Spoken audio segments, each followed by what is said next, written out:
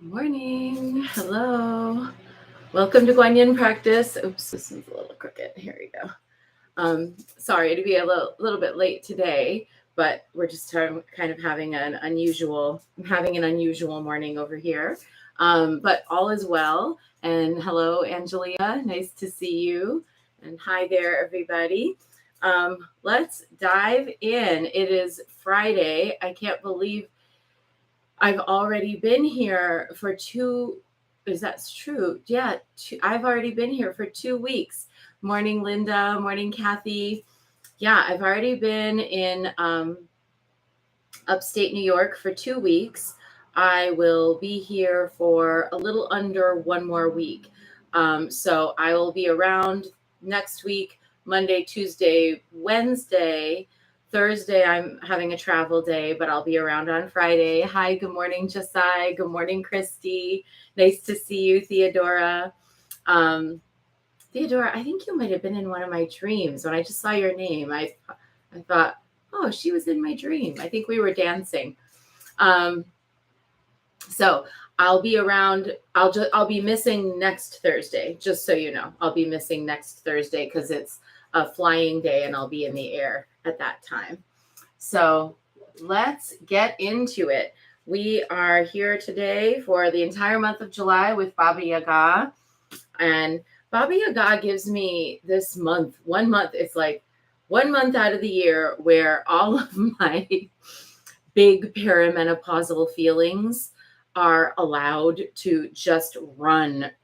Hi, Christina. How are you? I just let myself feel all of the feelings. It doesn't mean that at other times I suppress or repress my feelings, but I do tend to notice when they arise, notice when they're causing me like anger or rage or frustration is causing me suffering. And I try to just work with it so that I won't be suffering. But when I have the month of Baba Yaga, I allocate those feelings. I am like very crystal clear during this month out of the year that I can take those feelings and I can sort of send them out like lightning bolts into the world to create some kind of positive change. I direct those feelings. So if anybody else is in your feelings, your perimenopausal rage or otherwise, this is not a bad month to let yourself have the experience of feeling those feelings and just let them be what they are, transformational agents in the world. Hi, Natalie Rose. So, to that end, let's chant Baba Yaga in.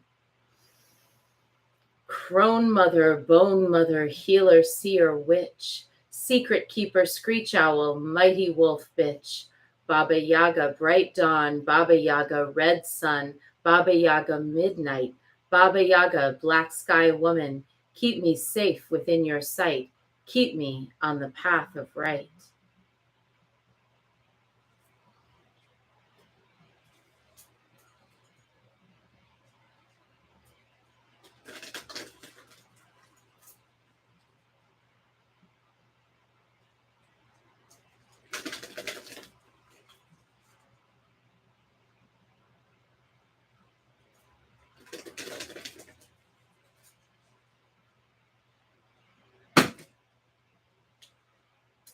And today's this card is amazing. I just want to give a little shout out to Janine Hausman, who did the art on this Sacred Hags Oracle. This is spectacular. Hi, Andrea from North Dakota.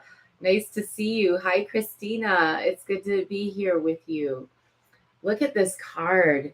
It is a pomegranate dripping juice between two serpents with a decorative sigil above. Absolutely stunning. Let's see. Nectar of forbidden fruit, what that is going to mean. Card 43. Rebellion. Huh, how perfect. Hi, Josephine. Good morning. Um, rebellion. So often we think of rebellion as a grand act of resistance that must be seen, that must be awarded the gaze of a million eyes. in order to hold any merit. Morning, Danielle. Our screen glow world is full of performers, after all. No one told us how uncomfortable, how arduous true rebellion can be. Danielle, this is just what we were talking about yesterday. Anyone can be a pretty face holding a sign. Anyone can tweet a hashtag. But what of the true rebels? Rebellion breaks a system from the inside out. Rebellion is a state of being that comes with no material reward and few accolades. It might be shaped as a fine pointed blade that digs deep into an existing crack, or as a sea of song that rattles a faulty foundation until the walls crumble into heaps of dust. Rebels are not those who have nothing to lose. They are those who risk much in the name of radical change. Wow. So true. I really do think that the majority of people who are genuinely creating change on this earth are doing so in small and unseen ways, just in their own lives, just by choosing to stand apart from a system, just by choosing to exercise compassion and kindness where there is none, just by choosing to resist in a small way something that everyone else thinks is compulsory. We have the ability to be these change makers, these radicals. And in fact, as I was chatting with Danielle about yesterday, the majority of people who have created the most change on earth have done so very quietly. We kind of only hear about the big ones, but the the majority of change happens when small groups or individuals just choose to live differently, to live against the grain of whatever is the dominant paradigm until that paradigm shifts. Rupert Sheldrake wrote about this and spoke about this. I saw he wrote a book about harmonic resonance, and then I saw him give a talk at Grace Cathedral in San Francisco. And he talked about how when you have a locus or a nucleus of action at the center that holds a paradigm in place, the thing to do is not necessarily always to try to access that nexus and transform it, but rather it's to pull energy away from that nexus to the edge and start to generate a new, fresh energy at the edge of that sphere so that more energy draws out from the center to that new space. And once that new sort of energetic dynamic is established, it just as in cellular division, a new nucleus breaks off and a new cell is formed. And so, if we can think this way, that our job is not actually to rail against the dominant paradigm. In fact, doing so might end up giving it energy because it means we're still there. But what is really going to be effective is to move to the edge to another paradigm, start a new paradigm, create something new, attempt as best we can not to replicate the power dynamics of the old, where, by the way, that's almost impossible. Any new radical movement that gets itself firmly entrenched and established at the center of its own new order will become a domineering paradigm. It's in the nature of centralization. And so the smart priestess, leader, magic woman, witch always moves to the edge. Even if one day she wakes up and finds herself right at the center, she then knows it's time to start her outward progress to the edge. It's just as important to have an exit plan as it is to have a plan for growth. If you are growing and nurturing a new project or paradigm, fantastic. Get that energy, pull that energy in, generate that energy from within, create that energetic sphere. But the minute that energetic sphere, and you will know, if it reaches a tipping point where it becomes a fad or where it becomes mm, a dominant paradigm. It becomes a locus in which too many others are dwelling, and not dwelling with critical thinking, but dwelling with just a kind of acceptance because they want to belong. That is when you know it's time to shift your paradigm and move on. You are not here, no, I'm not here, none of us is here to create a space where belonging is the lure for somebody who has a hard time thinking for themselves. Your job, my job, our job as change makers is to establish kind of always moving energies. You might say nomadic energetic spheres, things that move not so much to attract and aggregate a lot of energy or power to that dynamic, but rather to bless, to bestow, to bring benevolence, to bring light, to bring joy, to bring succor and relief wherever we go, to spark that, to light it up, and then to move on. Because as Lao Tzu says in the Tao Te Ching, and in the end, the people will say, look, we did it ourselves. Yes. Oh, I love this. I just said this so succinctly. Let me read it to you. When you've become a meme, move it along. I love it. That should be that should be a meme, except if we made it a meme, it wouldn't do its job. But it is a meme. It's a great meme. I love that. When you've become a meme, move it along. That's a meta meme. Josiah, I love it. Thank you so much for sharing that. That made my day. So when we are able to be in that central space where we are harnessing energies, conjuring energies, what's the word? Communing with energies, it's good. It's not a bad place to be, but we can't stay there. We have to find our growth edge and move into a new paradigm. And it does mean that at a certain point you will create things, people will remember them, people will appreciate what you've done, people will be there for you. Mona's saying ashe.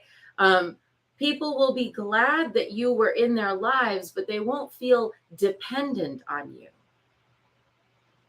None of us, whether you're a reader or whether you're a priestess or Sybil, whether you're a writer, whether you're an artist, none of us wants people to become dependent on us. We want to stay awake and alive in the spirit of rebellion, and that means rebelling even against our own creations, rebelling certainly against our own egoic clinging to the past. I recently was in a chat group with my Dharma teacher, Lama Wangmo, and somebody asked her about her lineage and she didn't answer. And then several other people were asking about her lineage. And I knew she wouldn't answer because of just who she is as a person. And so I went in and I just went and I found a bunch of different resources that I've been gathering about her over the years. And I kind of put together a little short, very brief, two paragraph lineage document, said, hey, if you want to see here's what I've documented so far, just in case that's important to somebody. And she wrote, and then she answered. And people were like, oh, thank you so much. And then she answered. And she said, oh, thank you, Yeshe, for putting together all of these details about my life here in the Dharma. And this could certainly describe some of my activities, but it wouldn't really describe the journey that I've been on, which is deeply personal and really can only be known by me. But I maybe will save this in case I ever need to write a bio for something. On the other hand, maybe I won't, because it feels very freeing just to let it all go. And in that, she offered one of the most impressive Dharma teachings that I've ever encountered. We are not the sum of our accomplishments. We are a journey, each of us unto ourselves. And as long as we stay at the edge of our comfort zone, we know we're always growing. That is today's lesson. If that's what you were here for, I hope you enjoyed. And now let's dive into Guanyin practice. We're going to start, as usual, with our 3 prostrations before the shrine. And good morning, Joanne. Nice to have you.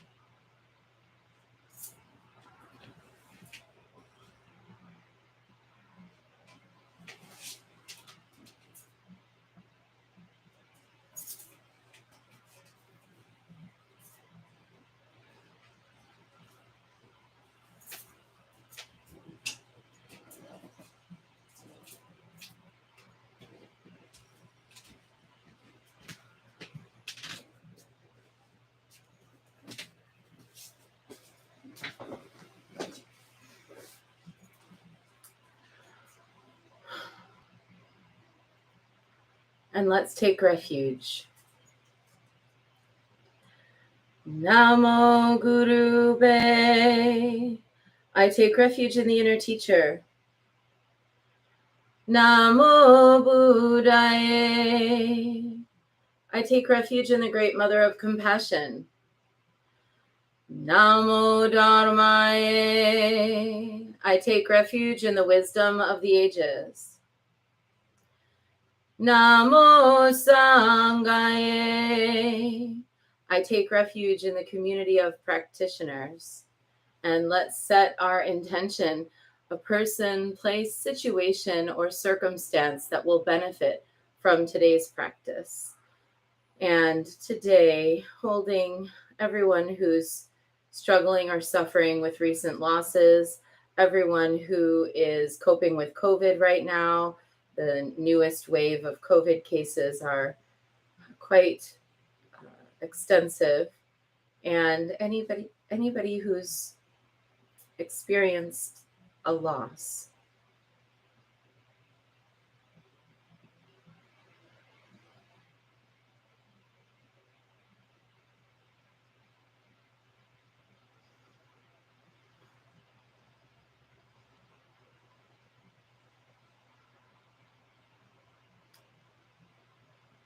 And let's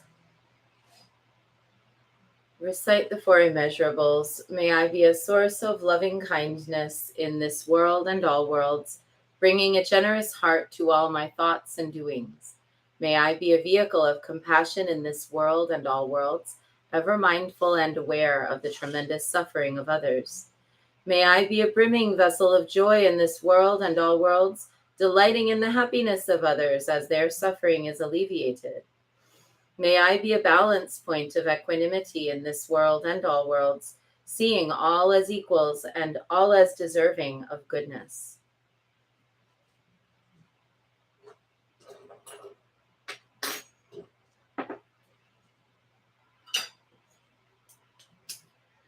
I light this candle as a symbol of the enlightening Dharma way.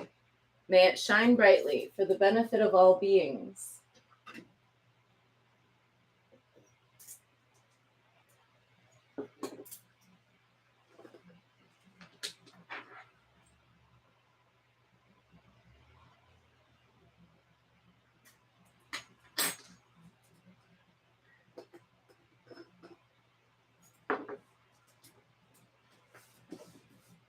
I light this incense as an offering to Guan Xiyin, she who hears the cries of the world, mother of all.